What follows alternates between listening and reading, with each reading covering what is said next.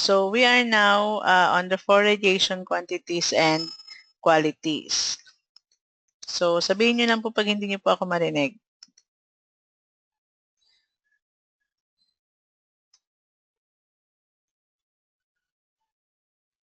Bakit hindi po nagsushow? Medyo nagba-bluffer pala sa inyong nagbabuffer sa inyong screen. Ayan na. So the 4 radiation quantities are the activity, the absorbed dose, and the equivalent dose, as well as the exposure. So activity is symbolized by capital letter A, ito po siya. Then absorbed dose by letter D. Equivalent dose, letter H. And exposure is capital letter E.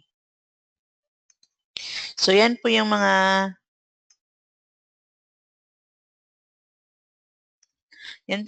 importanteng radiation quantity na kailangan po nating malaman. Okay? So, ang kasama po nito na dapat po nating tandaan is yung Curie, yung unit po nila. Yung review po natin is matatapos ng 7:30. So, we will have 1 hour of discussion tonight. Para po dun sa nagtanong. So, yung unit po ng activity is Curie. That is, ang sabi nga po natin last time, that is the old unit. And then the new unit is Becquerel. So, change na po natin yung color ng pen para mas makita po natin. Ayan. Ito po yung Curie, yung old unit niya. Tapos yung new unit is Becquerel. So, for the conversion, as we have discussed in the previous session, ito po yun. 1 Curie is equal to 3.7 times 10 to the power of 10 becquerel. And the SI derived unit of becquerel or of activity is disintegrations per second, or the DPS. I'm sure if you have seen the previous sessions, you can still remember this. For the absorbed dose, the old unit is rad, so it means radiation absorbed dose. Then the new unit is gray. So 1 gray is equivalent to 100 rad. So the SI unit of gray is joules per kilogram. This is 1. So 1 gray is also 1 joule per kilogram. Or pwede din po siyang 1 gray is equal to 1 meter squared per second squared. So, ayan po ha. So, 1 gray is 1 joule per kilogram, or 1 gray is 1 meter squared per second squared, or 1 gray is 100.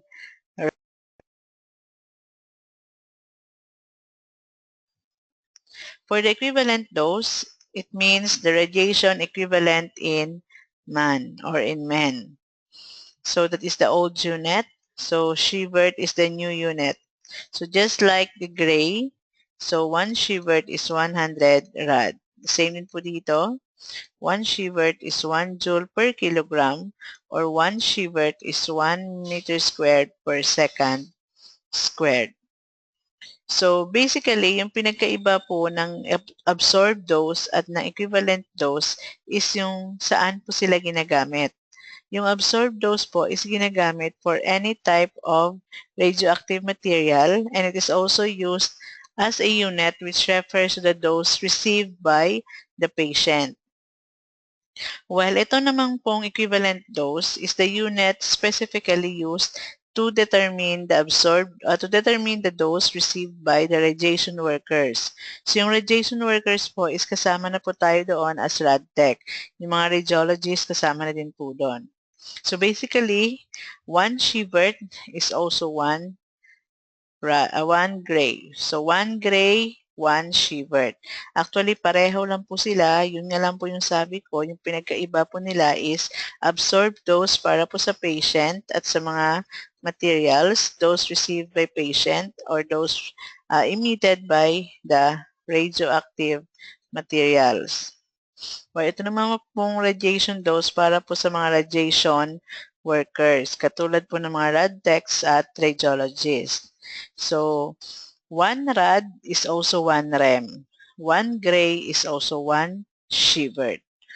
Okay? So, 1 joules per kilogram here, pareho lang po sila dito, as well as here. Naintindihan po ba?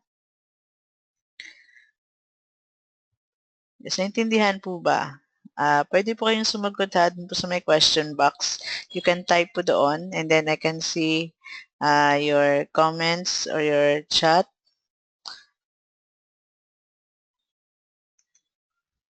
Yes, you can still hear me po. Sige, very good po. Sige. So, the last quantity that is very important also is exposure. So, exposure, the old unit is Rentgen. Actually, it is still used kahit old na siya.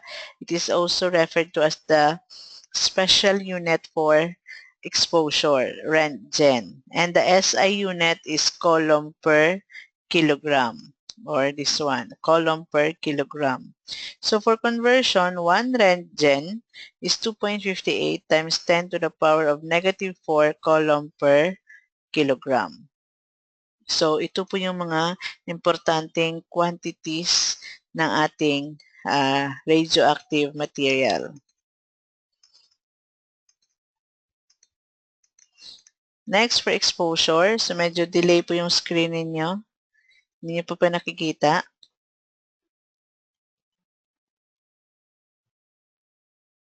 Ayan na. So, exposure. So, when we say exposure, it refers to the ionization of air by X-rays or gamma rays by dividing the number of ions formed in one side with the mass of air. Therefore, ion pair is produced. So, don't worry po if medyo magulo ang kanyang definition. Ang inyo lang pong dapat tandaan dyan is yung keyword nyo. Pag may definition po na ionization of air, kahit hanggang dito lang po yung kailangan nyo i-remember, that is automatic exposure. So, tandaan po yan ha, ionization of air. Ionization of air, exposure. Okay? So, wala po tayong solving dyan. So, hindi po napapasolve yung mga taga Board of RadTech. So, as I have mentioned, special unit is Rentgen. So, this is the formula, just in case you want to know. So, exposure is equal to the product or the summation of all the Q. Q refers to charge or charges, refers to the product of all the charges divided by mass. Ito po yun, no? Dividing the number of ions formed in one side with the mass of air. Pero sabi ko nga, yung dapat nyo natandaan is yung ionization of air, which refers automatically to exposure. Basta po may makita po kayong ionization of air, exposure po yan yung tinatanong niya. So, yung special unit po is Rentgen, yung SI unit is coulomb per kilogram. So, if you want to convert, 1 electron is equal to 1.6 times 10 to the power of negative 19 coulomb per kilogram. So, sa mga first-timers din po na hindi pa po nakakapag-download ng ating handouts, nandyan din po siya sa inyong dashboard po. May handouts po tayo dyan. Pwede nyo pong i-download yun. So, it is also important to know this one. It is not negative. Hindi po siya negative ha. Ito lang po. So, erase na lang po natin yan. Kunin na natin to. So, never mind this. Ito lang po yung dapat nating tandaan. 34 eV. Bakit kailangan siyang tandaan? 34 eV or 34 electron volts is the energy of X-ray required to produce an ion pair in gas, or specifically, the minimum, hindi po makita. Ito. Ito. The minimum energy. Yan yung pinaka least na energy na kailangan natin, na kailangan ng X-ray to produce ion pair in gas. Gas po ha, ion pair in gas. Ano ba ang ibig sabihin ng ion pair? So, ito po yung ibig sabihin ng ion pair. Para mas maliwanag po sa inyo,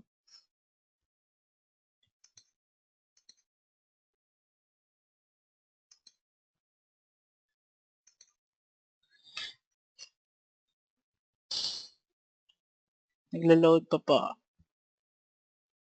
Ayan. So, pag sinabi pong ion pair,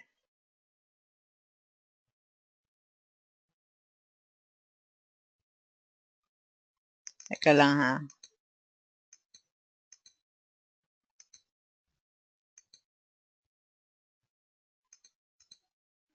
So, pag sinabi pong ion pair, halimbawa, ito po yung ating atoms. Ano nga po yung pawala-wala pong boses ko? Ayan na. Naririnig na po? Okay na? Okay. So, as we have discussed sa first lesson po natin sa rad physics, ano po yung charge ng stable atom? Positive, negative, or neutral? Yes po, ano po? Ano po yung charge ng ating atom? Positive, negative, or neutral?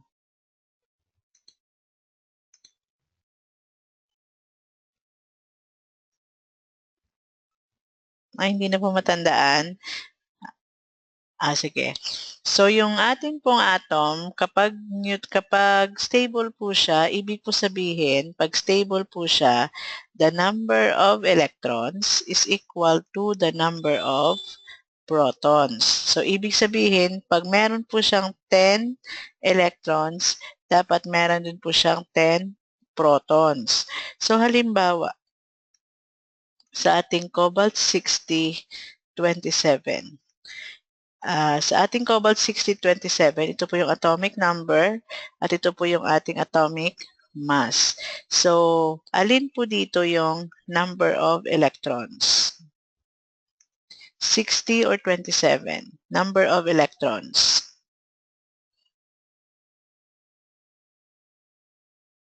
Ayun po. Yes, the number of electrons is, ito po yung atomic mass natin. So, therefore, sa example po na ito, we have 27 electrons. Dahil stable po siya, 27 din po ang ating number of protons. Dahil they are equal, they cancel each other. So, ang atin pong charge sa ating atom, kapag stable po siya is no charge or neutral. Okay? Naintindihan po ba?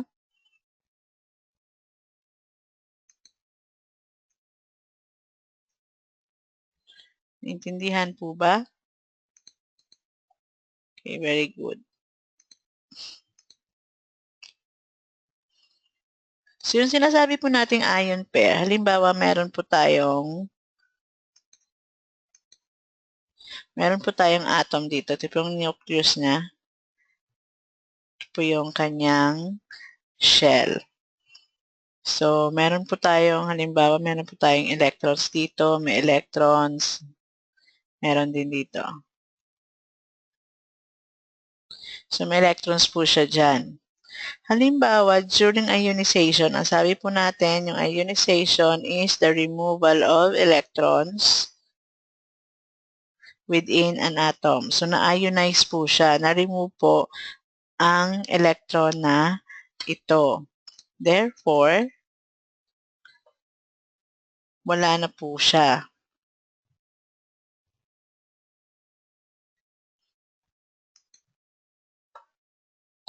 So, dahil wala na po siya, halimbawa meron tayong, halimbawa sa cobalt, 27 electrons.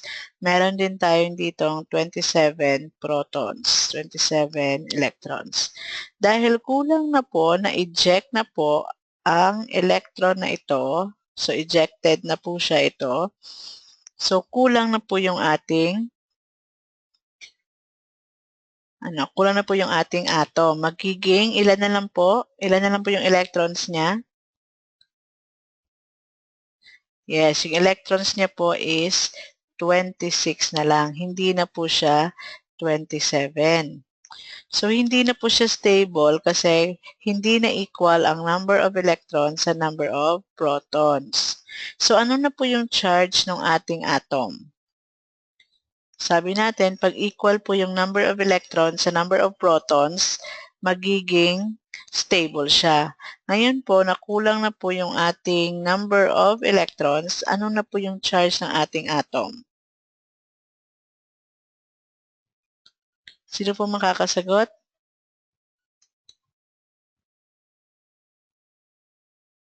Yes. Yes, yung number of atoms natin, yung number of electrons natin is kulang na. So, mas lamang na po ang ating protons. Therefore, ang charge po ng atom na ito ngayon, dahil hindi na siya stable, it is positively charged. So, positive na po ang buong atom na ito. Positive na po siya. Yung na-eject po na electron, ano po ang charge ng electron? Yes, ano po ang charge ng electron natin? Yes, negatively charged. So, dahil yung na-eject na electron is negatively charged at yung atom kung saan po siya galing is now positively charged, so there will be attraction. So, di ba ang sabi natin sa electrostatics law, positive and negative will attract each other. So, may attraction po siya. So, ang tawag po sa kanila ngayon is ion pair. Naintindihan po ba yung ion pair? Clear po ba? Naintindihan po ba yung ion pair? Kung paano po siya tinawag na ion pair. Kasi hindi na po siya stable, so positively charged na po siya, at yung na-eject naman po na electron is negatively charged, so magkakaroon po ng attraction between them. So ang tawag na po sa kanilang dalawa is ion pair. Ano pong ibig sabihin ng ion? So pag sinabi po nating ion, it is a charged material or charged particle. So, pag sinabi po nating charge, ibig sabihin either positive siya or either negative siya. So, dahil po ang ating atom ngayon is positively charged, it can be called ion. Ang atin naman pong electron dito, because it is negatively charged, it can be called ion. Okay na po? So, ion pair po ha. So, dapat po maintindihan po natin yan kasi we will be talking more of that or you will be encountering more of that sa mga books po. So, palagi po sinasabi na ion pair, pero kapag hindi nyo naman po naintindihan, mas lalo pong sasakit ang ulo nyo. Okay? So, naintindihan po ba? Clear po ba? Bakit wala na pong sumasagot? Tinatamad na mag-type? Sige. Meron pa naman pala. So, in order for the ion pair to be produced in a gas, para po mangyari itong sinasabi nating ion pair, para ma-produce ang ion pair in gas, tandaan po ha, sa gas po siya. Para ma-produce ang ion pair sa gas, kailangan po at least 34 electron volts ang ating energy ng ating X-ray. Hindi po siya negative ha. So, wala po siya. Dapat dash lang po siya or bullet dapat. So, 34 eV is the minimum energy of X-ray required to produce ion pair in gas. Or this is the minimum energy required para po mangyari yung ionization doon sa gas atom. Okay po. Pag below 34 po, hindi po siya ma-ionize yung ating atom dun sa example natin kanina. So, therefore, wala po tayong ion pair. So, kailangan umabot po siya sa 34 eV or electron volts. Okay, is that clear? Okay. Sa absorbed dose naman po, used for all kinds of radiation for any material, yung sinasabi ko nga kanina. So it is defined also as the energy transferred by ionizing radiation to the interacting medium per unit mass. Unit used that refers to dose received by the patients. So the formula is D is equal to E over M. Sorry. So, again, ginagamit po siya for material, unit ng dose emitted by the material. It is also defined as the energy transferred by ionizing radiation to the interacting medium per unit mass. So, ito po yung energy na i-transfer niya sa bawat mass ng interacting medium or yung energy na ita-transfer ng ating x-rays sa bawat mass ng ating patient. So, yun po yun ha. Energy transferred to the interacting medium per unit mass. So, sabi ko rin kanina, it is the unit used that refers to the dose received by the patients. So, the SI unit of absorbed dose, yung sa table natin kanina, is joules per kilogram. Bakit joules per kilogram? Ang energy po ang unit po ng energy is joules. Ang unit po ng mass is kilogram. Kaya po siya joules per kilogram. So, SI unit po siya. Special unit naman po, according dun sa ating table, is gray. So, gray is the new unit. Rad is the old unit. So, 1 gray is how many rad nga po, if you can still recall? Yes, 1 gray is how many rad?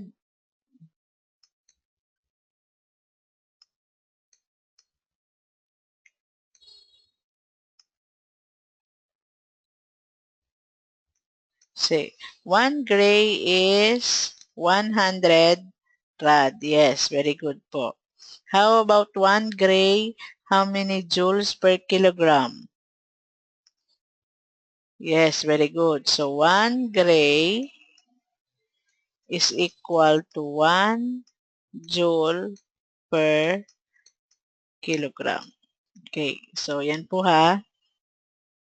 So, we will not solve during this discussion, pero sa handouts po ninyo, meron po tayong solving doon. So, you have to make some exercises, to answer some exercises there in order for you to learn. Pag hindi nyo po masyadong makuha, again, you can send me a message anytime. So, pwede ko po siyang ma-explain sa inyo in detail at iisa-isahin ko po pag kailangan. So, don't hesitate po to message me in case you need po help in solving. Okay, so as of now, I will just discuss to you the definition of our absorbed dose. For the equivalent dose,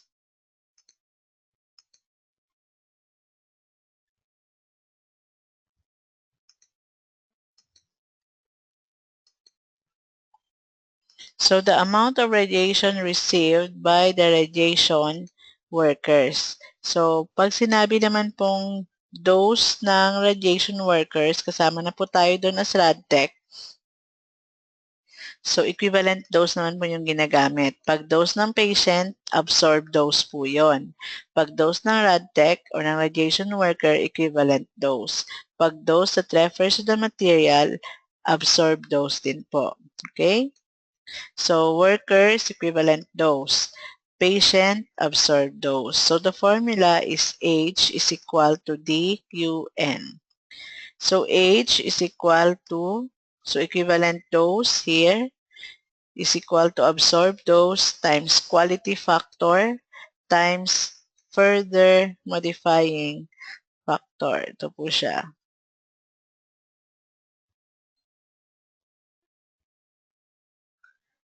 Further modifying factor. So, as of now po, itong N natin, as of now, yung N natin is still equivalent to 1. So, constant po siya yung value ng N, which is always 1. So, always 1 po yan ha, yung value ng ating N.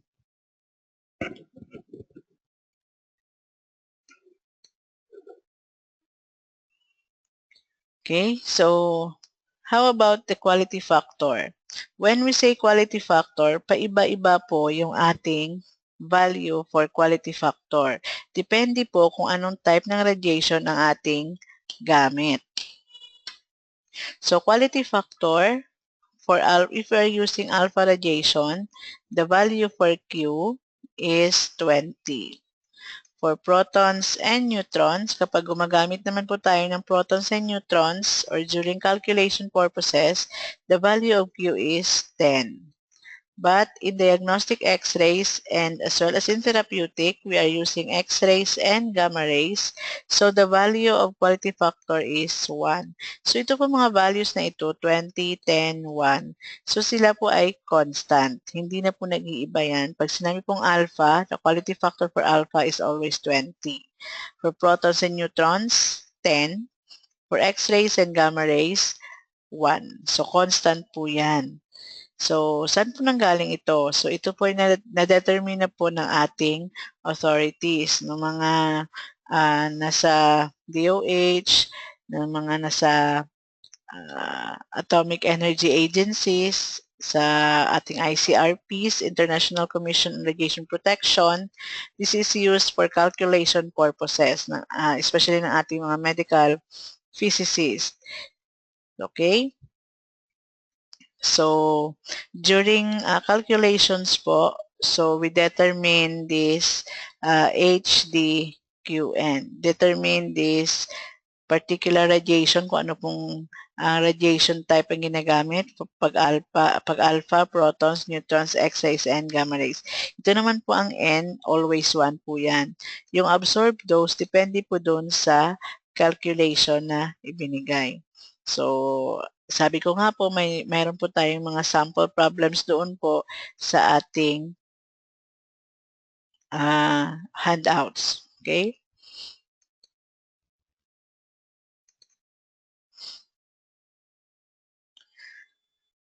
Yung N po is further modifying factor. So, further modifying factor po siya.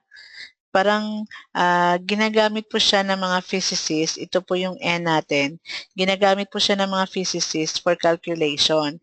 Baka daw sakali in the future may makita silang other factors that can affect the equivalent dose, can affect the dose received by the workers aside from absorbed dose and quality factor. So as of now, so wala pa po silang nakikitang ibang factor. So yung value po nito is 1. Okay? Okay, so next.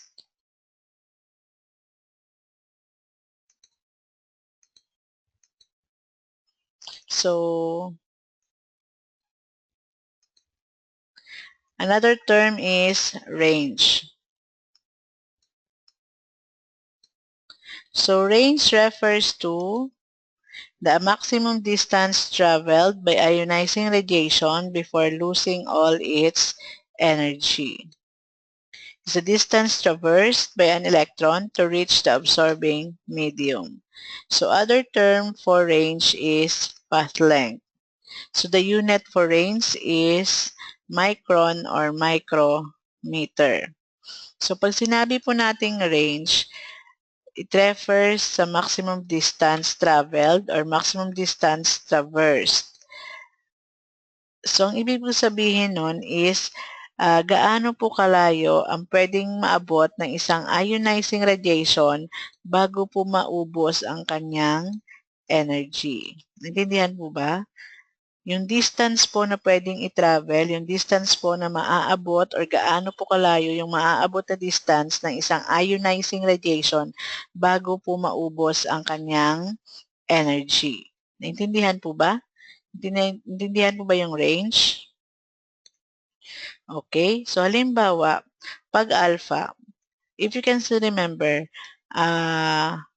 ilan ang mass ng alpha?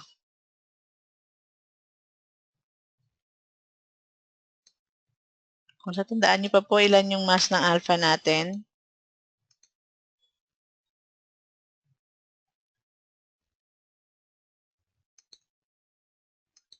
Di ba may mass po siya? Kung napanood niyo na po yung modes of decay na discussion natin,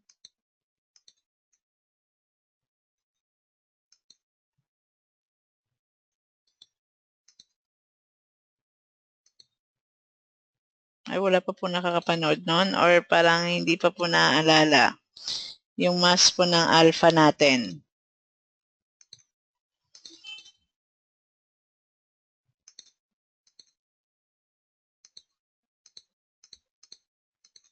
Yung mass ng alpha natin is, wala pa po nakakasagot ng tama.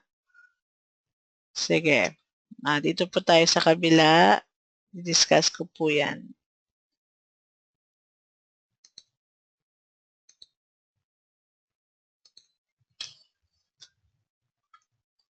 So, para po mas madaling maintindihan, yung mass po ng alpha natin, di ba helium nuclei po siya.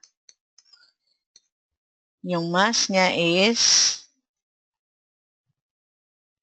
4. The charge is 2. So, sa alpha po yan. So, erase po natin para mas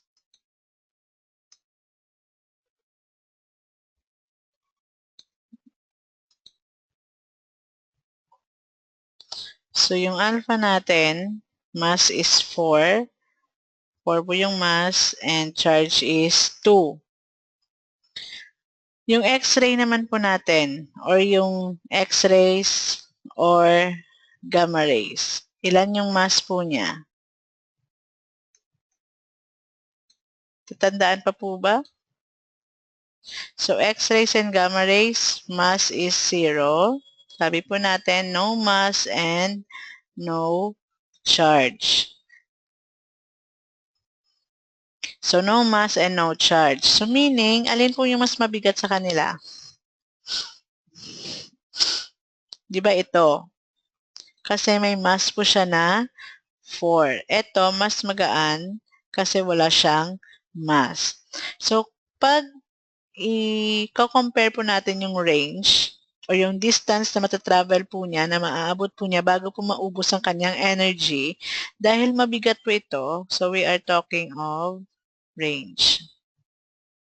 Dahil mabigat po ang alpha, halimbawa, hanggang dito po yung starting point natin, hanggang dito lang po yung kaya niyang maabot. Tapos mauubos na pa yung energy niya. Pagod na siya, ayaw na niya. Suko na siya. Ito naman po, sa X-rays at sa gamma rays, dahil wala po siyang mass, so medyo magaan po siya. So, yung maaabot niya po is malayo. Yan. So, naintindihan po ba yung range? Naintindihan po ba yung range?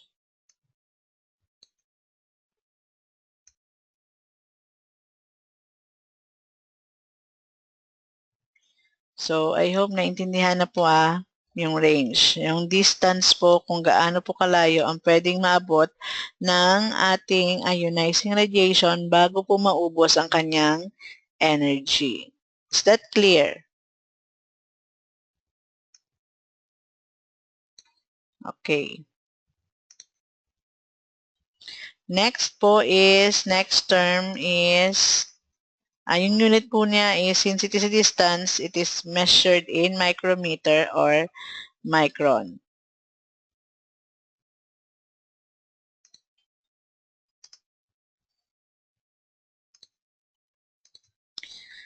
So, next is specific ionization. So, it refers to the number of ion pairs formed per unit path length for a given type of radiation. So, number of ion pairs na mabubuo po niya. Ilan pong ion pairs? if naaalala niyo po kanina yung ion pairs natin, yung na-ionize siya, tapos naging positive yung ating atom, negative po yung electron. So, ilan pong ion pairs ang pwede niyang mabuo bago po niya maubos ang kanyang energy. Ito po yung range per unit path length. So, example here, specific ionization for a 4.8 mega electron volt alpha particle in air is 40,000 ion pairs per cm. So, marami po siyang ma-ionize at napo-form na ion pair kasi nga po, mas mabigat po siya. Malaki po siya dahil sa kanyang mass na 4. So, to better discuss this, so we will go to, sorry, hindi po na-change yata yung screen ninyo.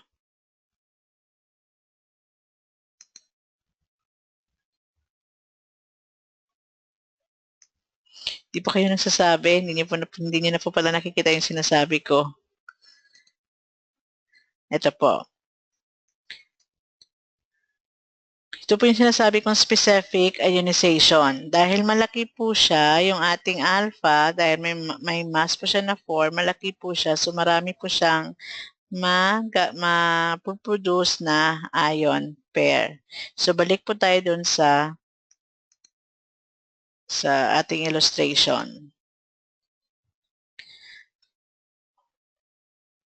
So, dahil po malaki po ang alpha, halimbawa ganito po siya kalaki, dahil 4 po ang kanyang mass. Ito, maliit lang. Separate natin yun. So, ito, ganito po siya kalaki dahil no mass po siya, ganito siya kaliit. So, dahil malaki siya, pag nag-travel po siya dito, di ba may air po siya na masasagasaan, marami pong air dyan. Dahil malaki po siya, so marami po siya mapuproduce na ion pairs. Marami po siyang ma-ionize. Okay? Ito naman po, dahil maliit po siya, kahit may mga air po dyan, so kukunti lang po yung kanyang ma-ionize. Hindi po lahat or very minimal lang po. So, yan po yung ibig sabihin ng specific ion pairs. The number of specific ionization. The number of ion pairs produced per unit path length. Again, yung ating ionization or yung ating ion pair, so ito po yung atom natin. So, stable po siya, sabi natin, during ionization. Mag-eject po siya ng electron.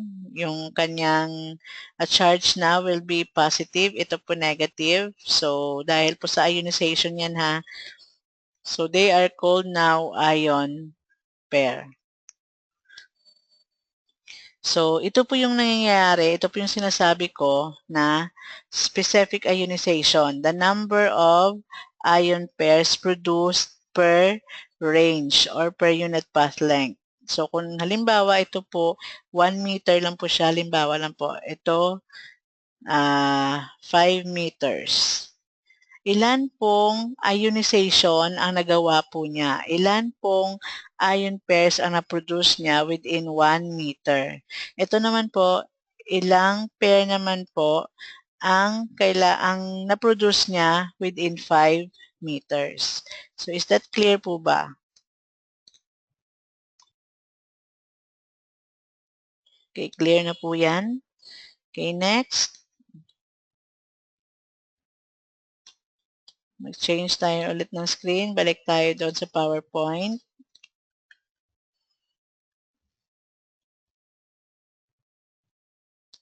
Okay. So, next term is linear energy transfer or yung LET.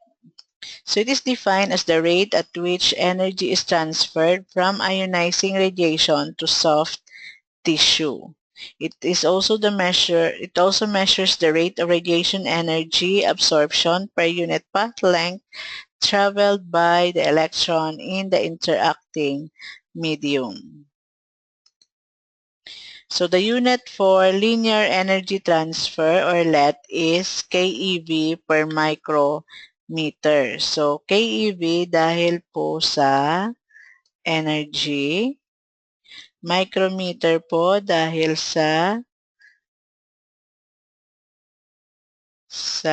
per unit path length. Dahil po sa range. So, rate of radiation energy, ito din po energy per unit path length. So, ito po yung kanyang unit. So, tandaan po natin, yung value po ng let is constant. So, meron po siyang constant po for specific type of radiation. So, yung let po, if nabasa po ninyo yung busyong, so, meron po siyang iba-ibang values for different types of radiation. Or, for example, we have here diagnostic X-rays. The value is always 3 keV per micrometer. Okay?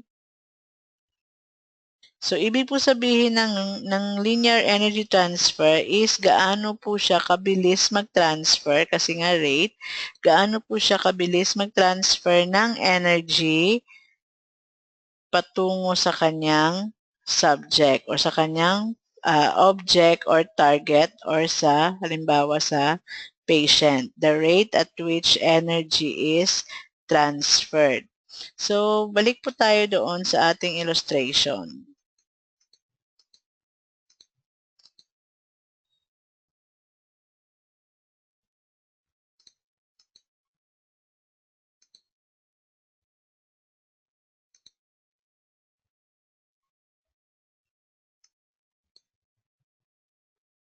Yan. So, dito po sa ating illustration, dahil malaki po siya, malaki din po yung, halimbawa, nandito po yung kanyang object. Ito po yung ating patient, halimbawa. Dahil malaki po siya, dahil sa mass niya, so malaki din po yung energy na matatransfer niya dito. Ito naman po, dahil maliit po siya, yung ating X-rays and gamma rays, konting energy lang din po ang kanyang matatransfer. Bawa ito po yung kanyang patient. Konting energy lang po yung matatransfer niya. Ito lang po siya. Ito po malaking energy or mataas na energy. So, ibig sabihin po nun, halimbawa, kapag alpha po ang nag-ionize sa isang object or alpha particle po ang nag-ionize sa ating katawan, so mas malaki po ang damage niya. Halimbawa, pag nasa loob po siya ng katawan natin kasi nga 'di ba sabi natin doon sa ating modes of decay, the alpha particle can be stopped by a piece of paper or cloth. So hindi po siya capable of penetrating our body. Kasi kahit sa damit natin, kahit sa papel lang, hindi po siya makaka-penetrate dahil nga sa bigat niya. Hindi niya kaya, wala po siyang extra energy para doon. Pero pag halimbawa nasa loob siya ng katawan natin, na-ingest natin, so hindi po siya makakalabas doon, so marami po siyang maa-ionize doon dahil nga mabigat siya at saka malaki. So malaki po yung effect sa atin, malaki po yung biological hazard ng alpha pag na-ingest po natin o nasa loob ng katawan natin. Pero pag X-rays naman or gamma rays, therefore, it is safer as compared to alpha dahil konti lang siya, konti lang yung matatransfer niya na energy and it will be just ignored by our body or pwede lang siyang ma-convert into heat. Okay? So, naintindihan po ba yung pagkakaiba? Naintindihan po ba? Ay, bakit wala na pong sumasagot?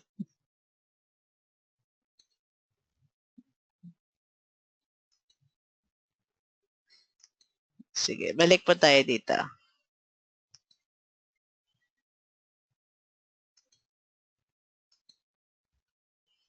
So to compare, yun yung sinasabi ko kanina, yung range ng alpha dahil malaki po siya, so konti lang po yung kanyang distance na matatravel. So low.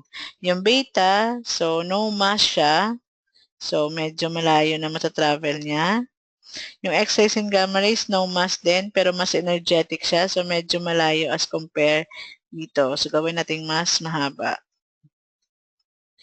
Ito naman sa specific ionization, dahil malaki po siya, sabi natin kanina, so marami po siyang maa-ionize. So marami po siyang magagawa or mapoproduce na ion pair. Ito naman, dahil maliit nga, no mass din siya, so konti lang. At ito naman, dahil no mass din, so mas konti po siya. Parang ito po yung nasa gitna, yung average lang po. Sa LED, dahil malaki, so malaki din po yung transfer ng energy niya. Malaking energy ang ita-transfer niya sa object. Ito naman, yung explain ko kanina dun sa illustration po natin, dahil no mass po siya, tsaka no charge, so very, very minimal lang po yung energy na matatransfer niya sa object or sa target. Naintindihan po ba? So, clear po tayo? Clear po ba?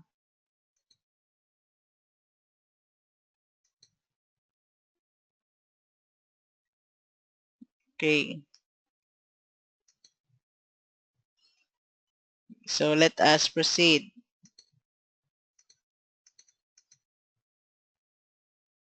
So, ion pair, ito yung sinasabi ko kanina, paulit-ulit. Inuulit po natin yan ha. Baka sabihin yun na tumatanda na ako. So, inuulit po natin yan kasi para po tumatak po sa ating isip, para madali po natin matandaan. Yun pala yung inuulit-ulit ni ma'am. Naalala ko na. So, ito po yung ion pair ulit. The ejected electron and the orbital electron from which it was separated. So, yan po. So, pares na po sila. Then we have electron interactions with matter. So malapit na po tayong matapos sa ating Physics 1. So yung continuation po natin is Physics 2 na po tayo pagkatapos. So we will discuss na naman po tomorrow yung Physics 2. So okay lang po ba mag-extend tayo ng konti para matapos na po ito? Or baka may gagawin pa po kayo? Okay lang po ba?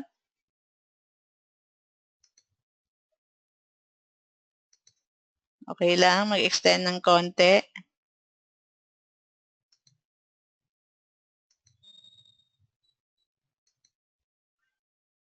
Sige po, mag-extend po tayo ha, konti lang, para matapos po natin ito. So, electron interactions with matter. So, there are two types of electron interactions with matter. We have ionization and excitation. So, paano po nag-interact yung ating electron sa matter, or paano po nag-interact ang electron sa atom or sa ating katawan or sa object or sa materials. So excitation transfers enough energy to an orbital electron to displace it further away from the nucleus. So here in our diagram, so sa excitation daw, it transfers enough energy. So for example, ito po yung ating ionizing radiation. So may enough energy po siya na ita-transfer dito sa ating orbital electron to displace it further away from the nucleus. So bali ilalayo niya lang po. So from here po, ilalayo niya lang papunta dito. Or from, for example, dito po siya pupunta. Halimbawa may electron po dito. So, dahil may enough energy po siya, may sufficient energy po siya, so ita-transfer niyo po yung energy niya dito, and this electron will have that energy and it will move to outer shell electron. So, further away from the nucleus. Pero wala po tayong ionization. So, wala pong removal dito ha. Na-displace lang po siya. Nag-transfer lang po siya from inner shell to outer shell. Dahil po yan sa energy na na-transfer ng ating ionizing radiation papasok sa ating atom. Yung ionization naman po is the electron is removed. So, paulit-ulitin po natin sinasabi ito, resulting in an ion pair. So, here is the incident electron. So, dahil mas malakas po siya, ito malakas din, may energy din, pero mas malakas po ito. So, dahil mas malakas po siya, so it is capable of ionizing or ejecting the electron outside. So, there is a removal of electron. So, it now causes an ion pair. Okay? So, dito po kanina sa ating excitation, pagpasok po niya, ang tawag po sa kanya is incident electron. Paglabas po niya, scattered electron. Okay? So, pagpasok, incident electron. Ito po incident electron, pagpapasok pa lang. So, siya pa rin ito, lumabas lang. Ang tawag sa kanya is, ang tawag sa kanya ay scattered electron. So, ito din po, incident electron, scattered electron.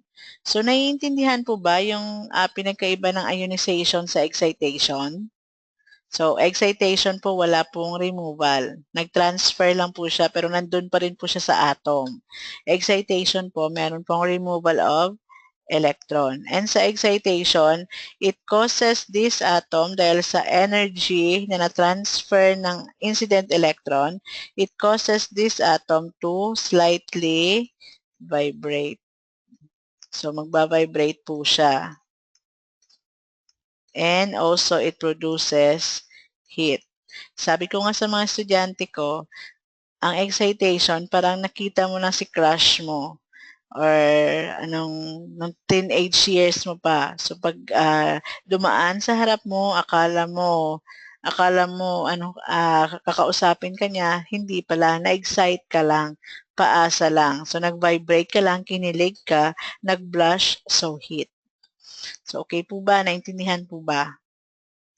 Okay, very good. So, next. When we say attenuation, it refers to the partial absorption of energy, or it is a total reduction in the intensity of X-ray beam following interaction through a given thickness of absorbing medium. This is a term used to describe the rate of absorption of X-rays as it goes through the tissue. So pag sinabi po nating attenuation, so partial absorption. Dahil hindi po lahat na-absorb. Halimbawa po, ito po yung ating object. Ito po yung X-rays. Halimbawa, meron po siyang tatlong X-rays. Dadaan po siya sa thickness, this kind of thickness, of certain thickness of material. Paglabas po niya, isa na lang po siya. Dahil po, meron po tayong tinatawag na attenuation. So, partially na-absorb po yung dalawa. Okay? Naintindihan po ba? Okay. So, ang isa pa pong kanyang definition is total reduction in the intensity of X-ray beam. Total reduction kasi nag-reduce po siya talaga. Total reduction. Nag-reduce po siya talaga kasi from 3, naging isa na lang. So, yun po yung ibig sabihin. So, parang pareho lang din po sila. Partial absorption or total reduction in the intensity. So, ang dami po ng ating X-ray beam. In the intensity of X-ray beam, following interaction through a given thickness of absorbing medium. So, it is also the term used to describe the rate of absorption of X-rays as it goes through the tissue. Kung gaano po siya kabilis na absorb ng ating material. So, yan po yung sinasabi nating attenuation. So, again, yung mga naka-red po, yan po yung ating keywords. So, it is also the product of scattering and absorption. So, dahil po dito, ito po kanina yung ating item, yung ating object. So, attenuation is the product of scattering and absorption. So, yung iba po, pwede po, dagdagan po natin. Ito. Tapos dalawa lang yung lumabas. Yung iba po, pwede pong pagdating po niya dito, nag-scatter po siya. Pumunta po siya sa ibang direction. Yung iba naman po is na-absorb. Kaya po, kukonti na lang yung lumabas. Naintindihan po ba? Product of scattering and absorption. Okay? So, I hope that is clear. So another illustration of attenuation. So this is the object. So ito po yung object natin. So marami po siyang photons, X-ray photons. Tapos dahil po medyo makapal po siya, thick po siya, so may mga na-attenuate po. So paglabas niya, kokonti na lang. Okay? So the thickness of this object affects the number of X-ray photons being attenuated. So kung mas makapal po siya, mas thicker po siya, mas marami po siyang X-ray photons na maa-absorb. Mas kukonti po yung lalabas. Katulad din po sa pasyente natin, hindi po ba? Pag ang pasyente natin is medyo malaki, so kailangan taasan natin yung technique factor natin. Kasi pag ginamit natin yung regular na technique factor, wala po tayong makikitang image or medyo hazy po yung image natin doon sa ating radiograph kasi nga po, konti lang po yung X-ray photons na nakarating at naka-expose po doon sa ating radiograph. So, ganun din po ito. Kapag mas makapal, mas mataas ang attenuation, mas kukonti ang lalabas. Density, kung gaano po ka-dense. So, the formula for density is mass over volume. So, we are not talking here of density that refers to the blackness of the radiograph. Iba naman po yun ha. Yung sinasabi po nating density dito is density po sa ating general physics, mass over volume. Yung density naman po na pang Radtech ang definition, blackness of the radiograph. Okay? So magkaiba po yan ha. We are talking of different meaning of density. Pang Radtech po ito na definition, ito po pang general physics. So, ang tinutukoy po dito na density is general physics. Kung gaano po siya ka-massive, yung mass po ng ating material. So, pag massive po siya, pag denser po siya, so mas mataas din po ang kanyang attenuation. Mas madami din po siyang ma-attenuate na X-ray photons. Ganon din po, pag mataas po ang atomic number ng isang material, so tataas din po ang number of X-ray photons that will be partially absorbed. So the thicker the material, the higher the density, the higher the atomic number, the higher the attenuation, the lesser the penetration or the lesser the amount of X-rays that will come out from the object. So ilalagay po natin siya dito para mas clear.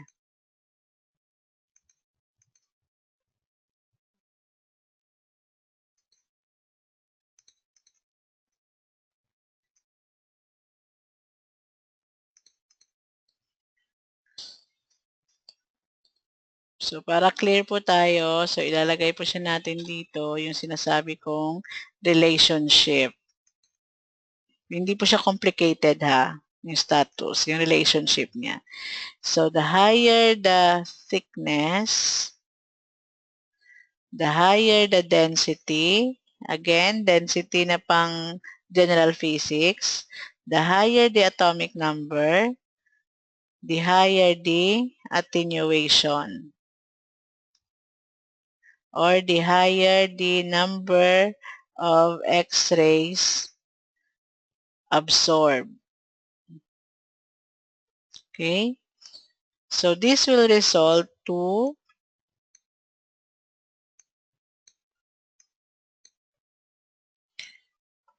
because of this higher attenuation, the higher number of X-rays being absorbed, so this will now result to low number of X-rays reaching the film. So, kukonti na lang po yung number of X-rays reaching the film. So, intindihan po ba? So, the higher the thickness, so mas thicker po siya, mas denser po siya, the higher the density. So, medyo delayed lang po yung nakikita nyo sa screen. So, tataas din po yung attenuation or mataas din po yung number of X-rays absorbed by the object or the patient. Dahil po mas marami po siyang ma-absorb, kukonti na lang po yung number of X-rays na makakarating sa ating film. So, is that clear? Clear na po ba? Okay. So, balik po tayo dun sa ating discussion.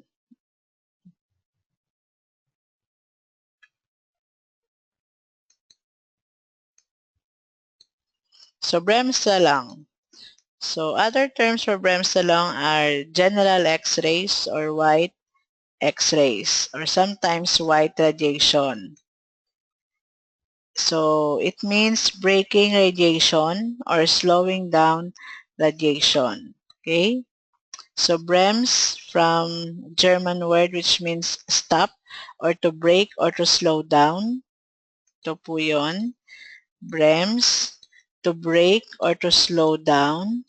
Strahlung for radiation. So, mali po yun kapag sinabi po natin na bremsstrahlung radiation. Okay? Dapat bremsstrahlung lang po. Kasi pag bremsstrahlung, so parang breaking radiation. Okay. So, these are high energy X-rays. So, their energy is higher than the characteristic X-rays. So, it is also referred to as the useful radiation. Mas useful po siya i-compare sa characteristic X-rays. So, I will explain to you later. So, the incident electron penetrates the shell up to the nuclear space. It decelerates and changes velocity, then produces electromagnetic radiation called bremsstrahlung. So, para po mas maintindihan po natin, ito po yung bremsstrahlung. So, we have there the atom. So, ito po yung electron natin. If you can see, ito po yung electron natin. So, high-speed electron po siya. So, ang tendency is, papasok po siya papunta sa nucleus, kaya lang ayaw niyang ma-absorb ng nucleus kasi nga negatively charged siya. Yung electron natin is positive, yung nucleus natin is positively charged. So, tingnan niyo po kung anong mangyayari. Yan. So, high-speed electron, papunta siya dito. So, dapat magkakaroon sila ng attraction dahil negative, tsaka negative ito, tsaka ito is positive. So, dahil ayaw niya, so nag-stop siya, biglang nag-stop. So, that is a slowing down or breaking radiation. Hindi po yung break na nabasag, break po na nag-stop. So, nag-stop po siya kaagad, bigla-biglang nag-stop. Then, it changes direction. Hindi po siya dumaan dito. Dito po siya sa taas dumaan. Kasi pag dito siya dumaan, sa loob ng nucleus, ma-absorb po siya. So, ulitin ko na lang po yung illustration. Ito po siya. Halimbawa dito sa ilalim. Ito po. So, ayaw niyang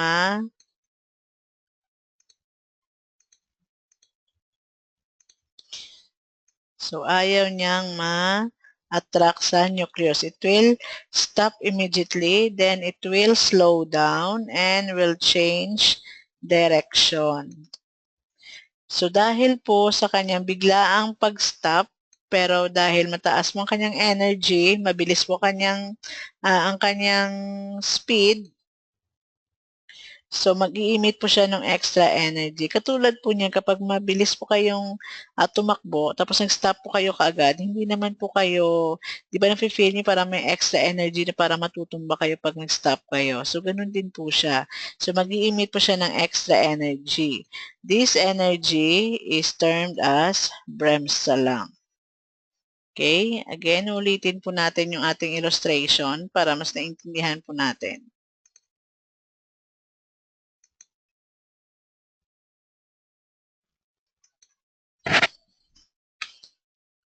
Yan. So, magsa-stop po siya kaagad, mag-change direction, and then mag-emit ng extra energy. So, in the form of bremswalang. So, yung bremswalang po, these are high energy type of X-ray. So, because it is of higher energy, it has still the capability to,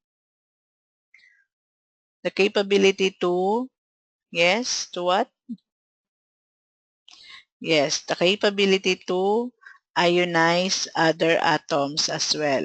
Or it has the capability to penetrate the patient's body and pass through the patient's body towards our film. Okay? So, i-compare po natin siya doon sa ating characteristic X-rays. So, it was first observed in 1909 by Charles Barkla and C.A. Sadler. These are low-energy X-rays as compared po sa ating yes, bremswalang X-rays. It is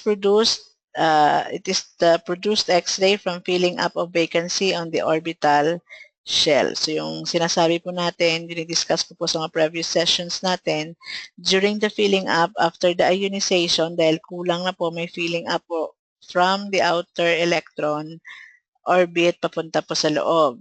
And during this process, may ini-emit po siyang X-rays in a form of characteristic X-rays. So take note, generally at 100 kVp, 15% characteristic radiation and 85% of bremswalang are produced. So pag gumagamit po tayo ng 100 kVp, 15% po doon is characteristic X-ray and 85% is bremswalang. Pero take note, in a single exposure halimbawa, sa isang single exposure, we have 99% heat, di ba? 99% heat, 1% is, balik po tayo para makita po ninyo sa kabilang screen natin.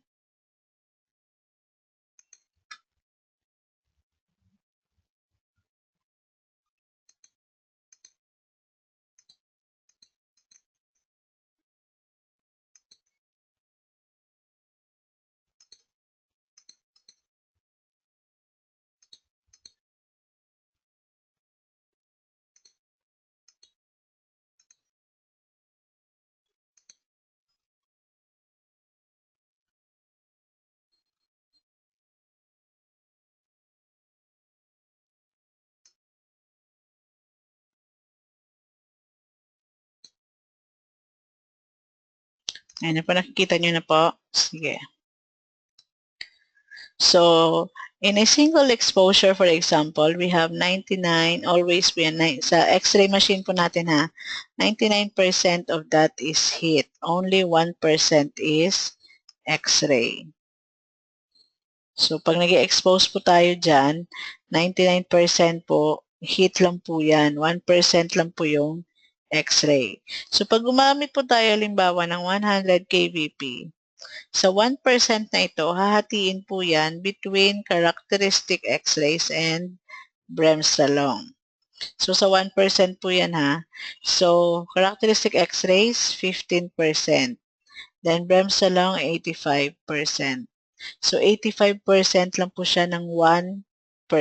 So, very minimal lang po talaga yung amount of X-rays na napupunta sa patient natin during exposure. So, I hope that is clear. Okay? So, in a single exposure, ito po yung sinasabi ko, 99% is heat and only 1% is X-ray. So, sa iba pong reference books, instead of 15 to 10 to 20 are characteristic X-rays and 80 to 90 are bremswalang.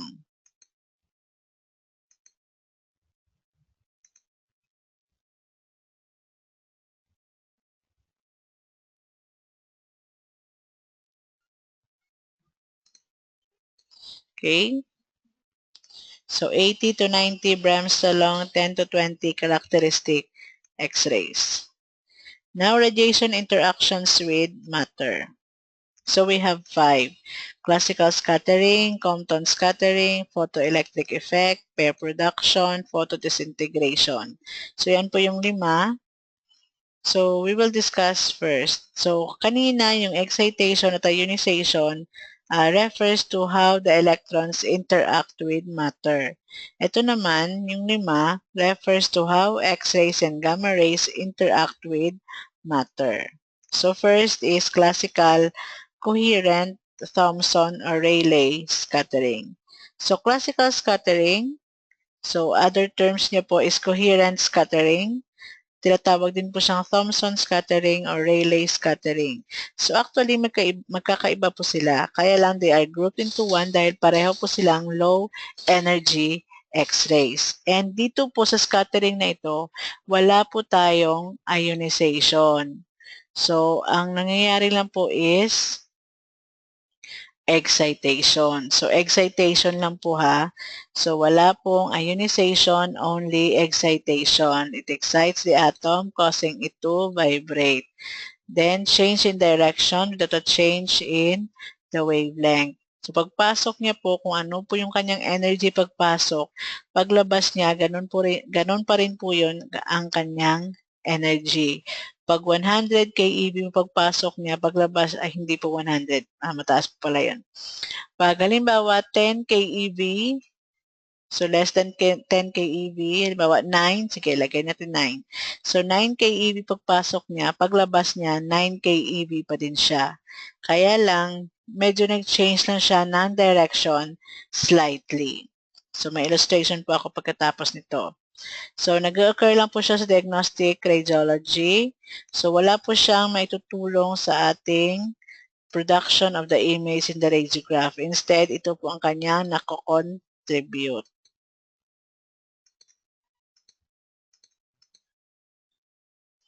So, no ionization. So, ito po yung ating classical scattering.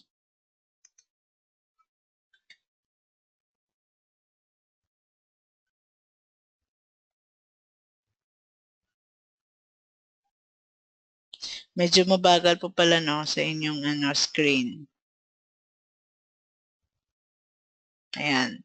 So, pumasok lang po siya tapos lumabas, and if you have noticed po, yung kanyang wavelength pagpasok, ganun pa din po yung wavelength niya paglabas. Ang tawag po sa kanya, pag dito po siya galing, is incident X-ray. Incident X-ray. Paglabas po niya ay po ito. Paglabas po niya, ang tawag sa kanya is scattered X-ray or scattered. Hindi lang po siya talaga X-ray, pwede din po siyang gamma ray. So, X-rays or gamma rays. Or pwede din po siyang alpha, beta. So, incident pagpasok, scatter paglabas. So, therefore, classical scattering produces scatter X-ray. Kaya po siya nagka-contribute sa film fog. Okay? Dindihan po ba? Clear po yun? So, dumaan lang po siya, pumasok lang po siya, tapos lumabas din. So, no change in energy, changes direction slightly. Pagpasok niya, incident X-ray or incident radiation. Paglabas po niya, scatter radiation. So, incident photon, scattered photon, or scattered radiation, or incident photon.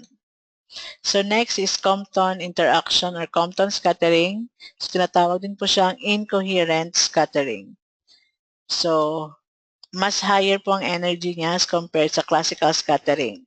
It has enough energy para mag-produce ng ionization. So, kung yung ating pong classical scattering is only excitation, wala pong ionization, dito po sa Compton interaction, meron po tayong ionization. Yung ionization po is nangyayari sa outermost shell. So, this type of scattering, sa 5 po sa kanila, ito po yung pinaka-hazardous. So, most hazardous sa radiation workers dahil po sa scatter radiation. Although may scatter radiation din po yung classical scattering, pero sabi po natin, hindi po siya ganun ka energetic. So, produces Compton electron. So, other term for Compton electron is secondary electron, recoil electron, or scattered electron. So, Compton electron. So, minsan po, pag nakikita niyo po sa mga binabasa niyo or sa examinations po, secondary electron ang tawag, or recoil electron, or scattered electron. Okay?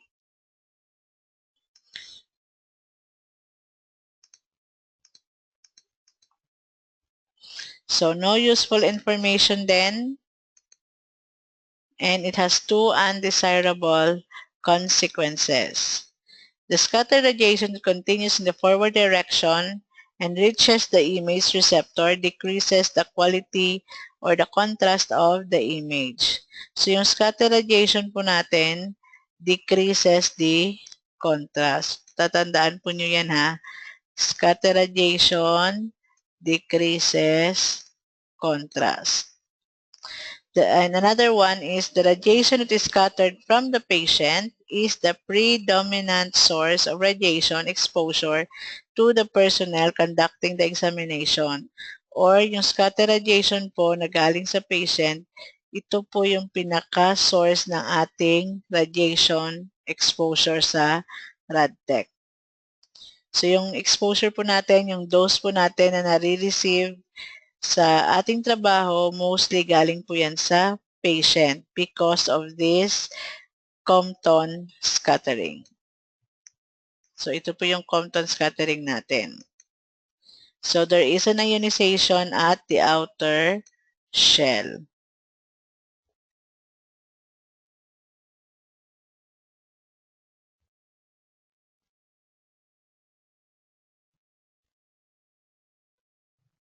So, it ionizes the outer shell electron.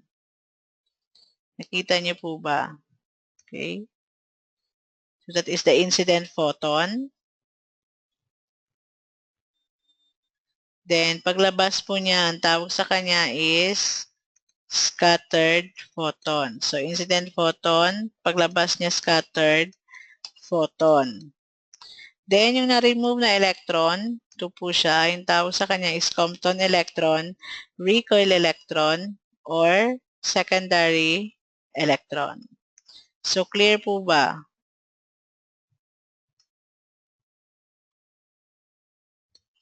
Okay. So, proceed po tayo. Photoelectric effect. So, photoelectric effect was discovered by Einstein. So, there is no scattered photon because the incident photon is totally absorbed. So, there is an ionization at the inner shell. The incident photon disappears and the K-shell electron is now called photoelectron is ejected from the atom. So, yung kanina po sa Compton, yung na-eject na electron is tinatawag po nating Compton electron. Sa photoelectric effect, yung na-eject na electron is photoelectron. Dali lang po, inom na ako ng tubig.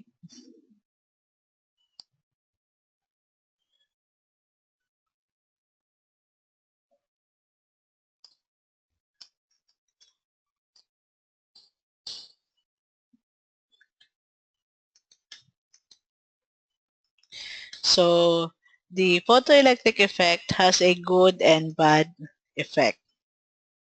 Good effect po niya is produces high contrast. So, sa Compton kanina, yung scatter radiation decreases contrast. Dito po sa photoelectric effect, high contrast or gives white contrast. Yung bad effect po niya, dahil po sa absorption, it increases the patient dose. So, parang double-bladed po siya. So, maganda po yung radiograph natin dahil dito, pero masasuffer po ang ating patients.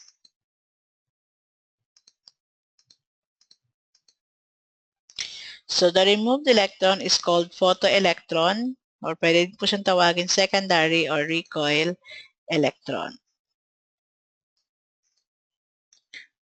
Then, ito naman po yung illustration natin sa ating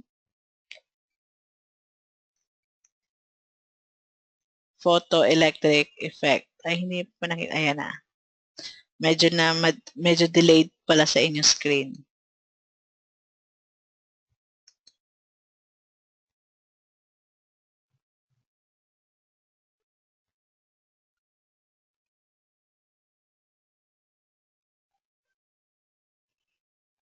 Yan.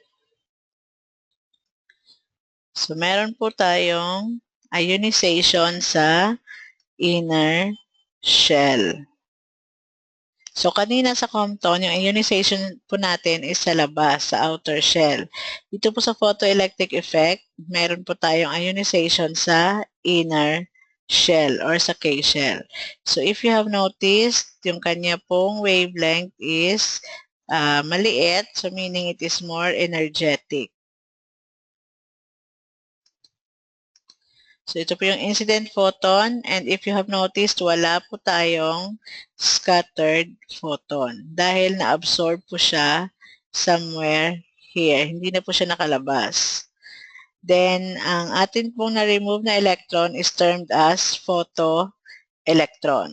Okay? I hope that is clear. So, wala pong scattered photon, incident lang po, and ang na-produce po niya is photoelectron. Because of this absorption, na-absorb po siya ng patient, na-absorb po siya ng katawan ng ating pasyente, it gives white contrast. Kaya lang, yun nga, is mataas ang patient dose. So, because kulang na po ng radiation, ng electron sa loob, meron po tayong tinatawag na filling up. So, during the filling up po, may X-rays na napoproduce, characteristic X-rays. Ito, characteristic din. Ito, characteristic din. If you have noticed po, paiba-iba po ang kanyang wavelength. So, ito po, since malapit po siya sa nucleus, mataas mo kanyang energy. Ito, pababa ng pababa ang kanyang energy.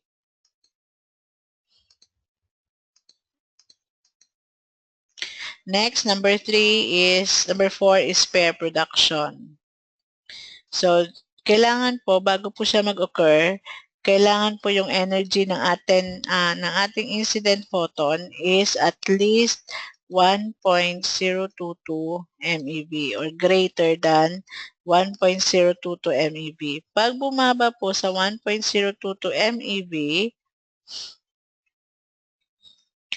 hindi po mag-occur ang ating pair production. So, hindi po siya nangyayari sa diagnostic. Wala pong pair production sa diagnostic X-ray. Hanggang photoelectric effect lang po tayo. So, it interacts with the nuclear force field and two electrons of opposite electrostatic charges are created. So, these two opposite electrostatic charges are negatron and positron. So, negatron is a negative electron from the nucleus po ha. Then, positron is a positive electron from the nucleus. So, this negatron and positron each possesses 0.511 MeV.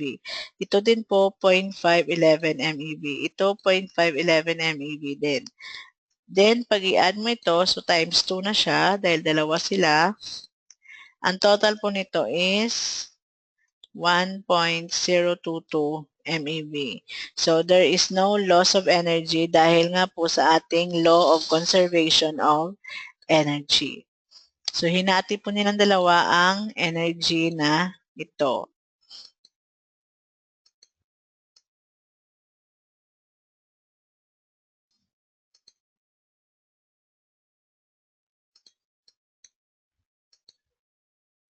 So, the incident electron is absorbed by the atom, producing annihilation electron.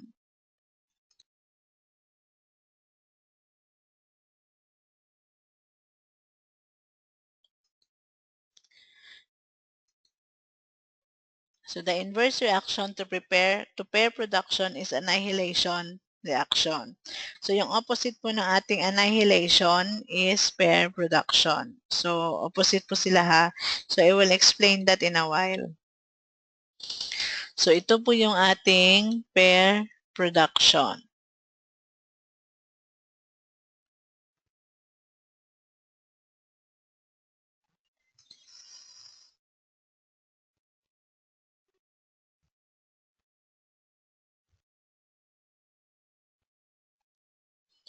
So, yan na po yung electron na, yung photon natin.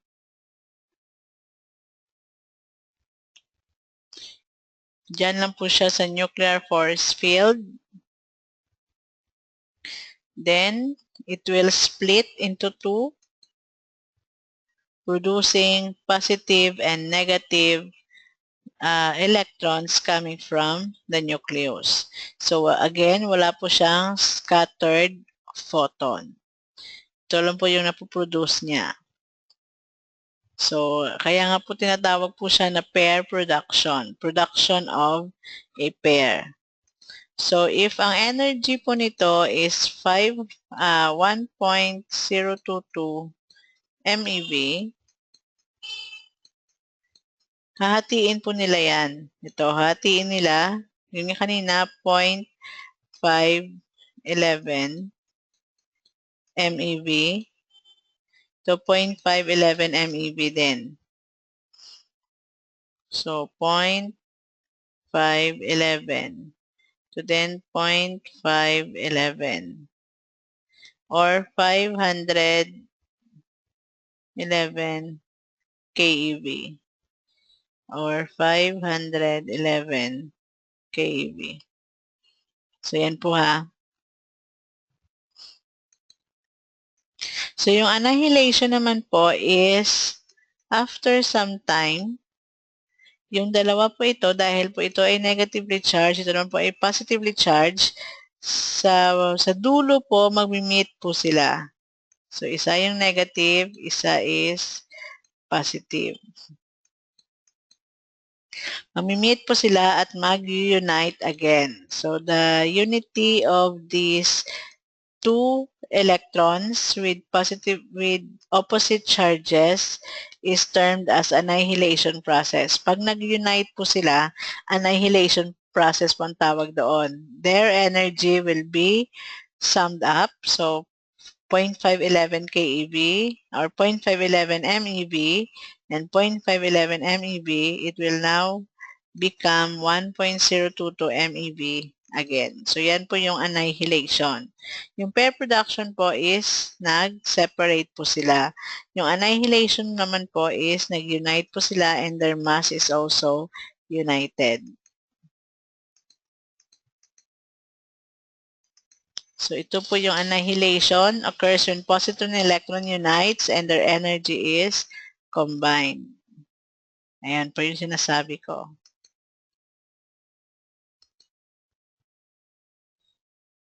So, ito po yung diniscuss ko. Then last is photodisintegration. So, wala po tayong ionization dito. Instead, the photon is absorbed by the nucleus, or sometimes the term used is the photon is bombarded by the photon bombards the nucleus and nuclear fragments are produced. So, in order for this to occur, kailangan po yung energy is 7 to 10 MeV. Pag below 7 po, hindi po siya mag-occur ang photodisintegration. So, nag-occur lang po siya sa mga nuclear power plant accidents, mga atomic bomb accidents. So, dahil napaka-high po ng energy niya, na kaya po niyang gibain ang nucleus.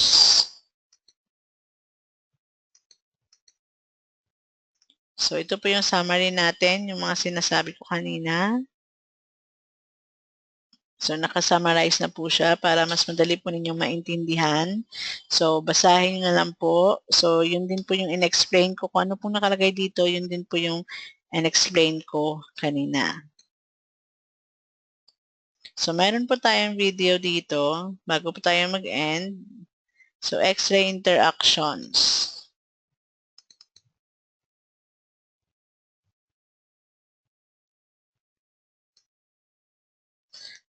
So, video po siya na mas maiintindihan nyo po kung paano po yung ating X-ray interaction nangyayari.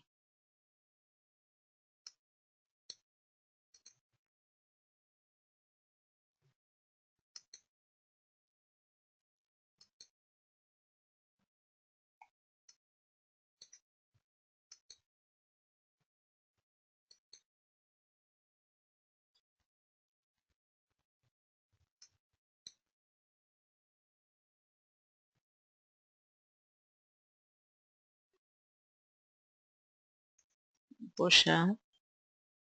So, coherent. So, dadaan lang po, change in direction. No change in wavelength or energy.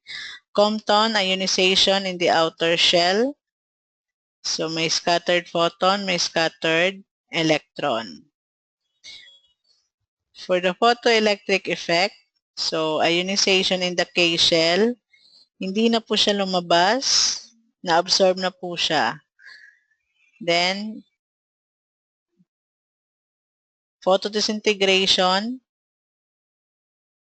medyo delayed lang po yung ano nyo, yung screen po ninyo.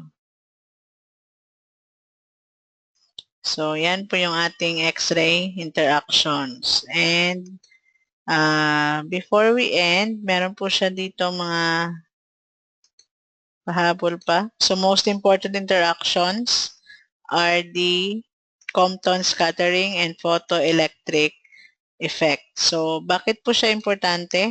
Dahil ito po kailangan nating malaman in order for us to protect ourselves from scatter radiation.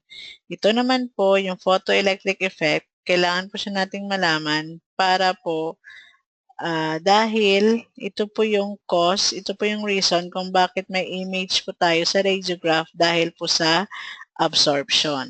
Okay? Kaya po importante po silang dalawa, and these two only occurs in diagnostic X-ray.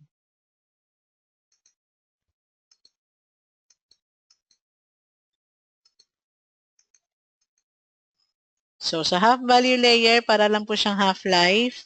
Kaya nga lang yung half-life refers to the time. If you can still remember what we have discussed, half-life refers to the time. Ito naman pong half-value layer refers to the thickness. Thickness of material to reduce the intensity to 1/2.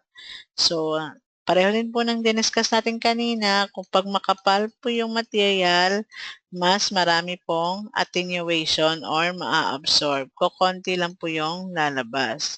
So, first, HVL or half-value layer, 50%, katulad po ng sa ating discussion sa half-life. First half-life, 50%. So, ganun din po ito. Ha? So, ang purpose po niyan is ginagamit po siya ng mga physicist to compute kung gaano po kakapal ang kailangan na shielding material when we put up an X-ray facility. So, dati po ang pangalan po ng HVL is TVL or TVT. 10th value layer or 10th value thickness. Instead po na 1/2 po ang lalabas or ang makaka-escape from the shielding, ito po is 1/10 na lang. So, medyo mas makapal po ang TVL as compared sa HVL. So, thickness of material to reduce 1/10 of the intensity. So, 1 TVL is approximately 3.3 HVL. So, pag gumamit po tayo ng 1 TVL, halimbawa, ng thickness na material, for example, para mas clear po sa atin,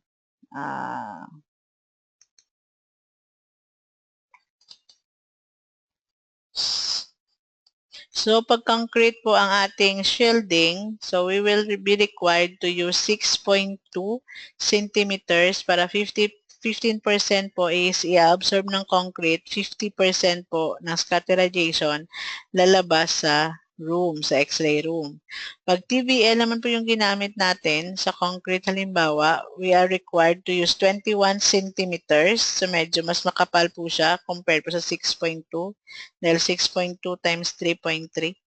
So, pag TVL naman po is 21 centimeters. Pero 90% po niyan yung ma-absorb ng concrete dahil makapal nga siya, and 10% na lang po or 1/10 na lang yung lalabas or makaka-escape sa room. Okay, naintindihan po ba? So, I know medyo gutom na po pero patapos na po. Malapit na malapit na. Yan. So, may questions po kayo or may clarifications? Meron po? So, if wala po, so we will continue our discussion. We will have a rest po tomorrow. So, mga recordings na lang pong i-upload ko. Then, we will discuss again sa Rad Physics 2. So, part 2 po ng Rad Physics natin. Magsisend na lang po ako ng link sa inyo ulit. Okay? So, thank you and thank you for listening. Thank you for bearing with me.